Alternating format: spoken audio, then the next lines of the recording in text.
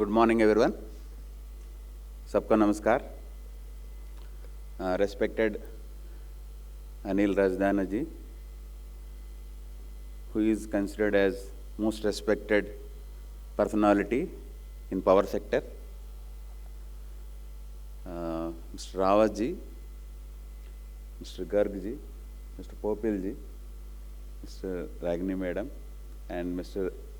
Anil Garg ji, and dignitaries sitting on the dais, off the dais, and all the participants in this conference. I was going through the pamphlet that is given, and the most important topics as on date, all the topics are covered in this 2 days program. That is really great. Whoever has designed the program, they considered whatever priorities are there for the country, particularly in the energy sector. They are properly covered. And my presence here also is very apt, because whatever topics are covered, NLC India Limited is into all the areas and taking lead in each and every area. As you know, our per capita consumption as on date is hardly 1400 or 1500 kilowatt hour per year, whereas the world average is 3500. So we are almost 1/3 of world average. We are aspiring to be a developed country by 2047. The per capita consumption requirement for becoming a developed country is almost 12,000 kilowatt hours per year per person. That means our consumption levels and generation levels have to increase tenfolds by 2047. That is a major challenge. While initially people were thinking that food, cloth and shelter were the basic necessities of life, but subsequently last century added one more, that is energy, but the current century added one more, that is data. But all these things are related to energy. So the prosperity of the country is decided based on the per capita consumption. So it is a greatest challenge for us to achieve the status of developed country, particularly in terms of the energy security and energy independence. So for developmental purpose and for industrialization, thermal capacity addition was being done since independence. But now the priority is different. The buzzword in the entire globe or in the country is sustainability. Unless our processes are sustainable, it is very difficult to achieve the targets we set to become a developed country by 2047. That is where the renewable energy is playing very important role. There is a tremendous improvement in last 10 years, from almost nil capacity to almost we reached around 200 gigawatt capacity as on date. But we are targeting for 500 gigawatt by 2030. That means every year we have to add 50,000 megawatt. That is really a great challenge. Similarly, for sustainability, management of water, the scarce resource, is very important. And in similar lines, the waste to wealth, that is also very important for the sustainability. So I am happy that all the programs, all the topics are covered here. And I was going through the session-wise plan also. In the session-wise plan also, excellent topics are covered, and eminent personalities are participating in those sessions also. So it is really great that this conference will add value and contribute to reach the targets of the country. In the renewable sector, particularly, as on date, the main challenges which we are facing is the availability of land. And with the technological advancements from around 240 watt peak to now almost we are at 600, more than 630 watt peak, that reduced the requirement of land, but still it is a great challenge finding out suitable lands for that. And we are targeting for 500 gigawatt of renewable capacity addition by 2030. But imagine a situation in 2030 when we are having this 500 gigawatt and evening 5 o'clock the 500 gigawatt becomes zero. That is a great challenge to the grid. So we have to give importance to storage system. We are already delayed that process. We thought of replacing entire thermal capacity with renewables without thinking about the storage systems.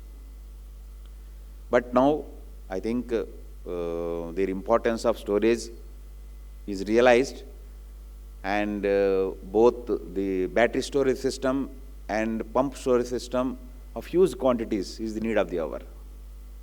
But we don't have much time. We have to integrate this entire 500 gigawatt with the grid by 2030. So we require huge capacities of the energy storage systems. Thankfully, a lot of importance is given to pump storage system in the recent union budget also. That is to be taken forward in real terms so that the actual capacity addition of battery storage system happens soon. Before joining NLC India Limited, I was Managing Director of Gujarat State Electricity Corporation. There we envisaged the first grid capacity energy storage system, and I'm happy to tell you that recently that plant is under operation. 53 megawatt hour plant is in operation successfully, and that started many plants that are in pipeline. And also for the renewables, the greatest challenge is, although you are investing so much in the renewables, people are having some misconception, like unlike thermal power stations and other power stations where the operation and maintenance is very important, people are having misconception that the renewable power sector, renewable solar power plants or wind power plants, they don't require any maintenance. That is creating a lot of problem. That misconception already resulted in loss of availability in the wind as well as solar. I want to stress here that the operation and O&M activities are much more important in case of the renewables. Our CUF levels, which we envisaged at the time of starting the project, if we are unable to get those CUF levels, then your entire financial calculations will go haywire.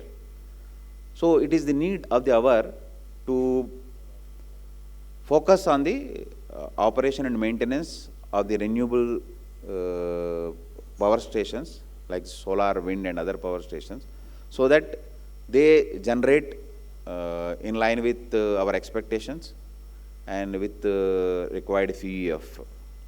Identifying this, we have taken a number of innovatives and innovative measures to maintain the performance levels of renewable power stations and resulting in increase in CUF. Similarly, I was telling we were into almost all the three major areas which you selected here. The first one is renewables, and then NLC India Limited is the first public sector in the country to add 1 gigawatt capacity of solar energy in the country. And taking it forward, we are targeting a huge capacity addition, while the nation and entire globe is targeting to triple their renewable capacity. We are targeting to increase our renewable capacity 5 times by 2030. Similarly, NLC is the first company in the country to add grid scale battery storage system in the state of, in the Union Territory of Andaman and Nicobar. Andaman and Nicobar was fully dependent on diesel for generation of power. We established solar plant with battery storage system there, replacing the entire diesel requirement for power generation there. That leads to sustainability in the power generation. Similarly, the second topic is water.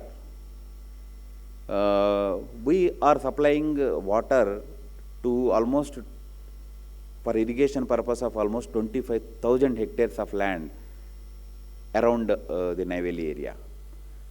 And we even are supplying the water from the mines to the city of Chennai also, which generally faces the problem of water scarcity. Similarly, the third topic, that is waste to wealth, we already commissioned 2 OB2 sand plants for conversion of the overburden material to the construction quality sand, which reduces the environmental impact in the sense that it replaces the river sand, which affects the environment. So we are into all 3 areas which you selected very aptly, and we are into almost all the green initiatives that are happening in the country. We are into green hydrogen. Our pilot project of green hydrogen will be commissioned the next financial year.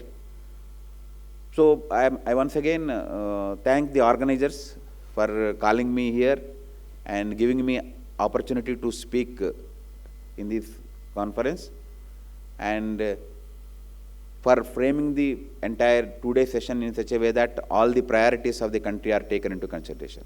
Thank you everyone.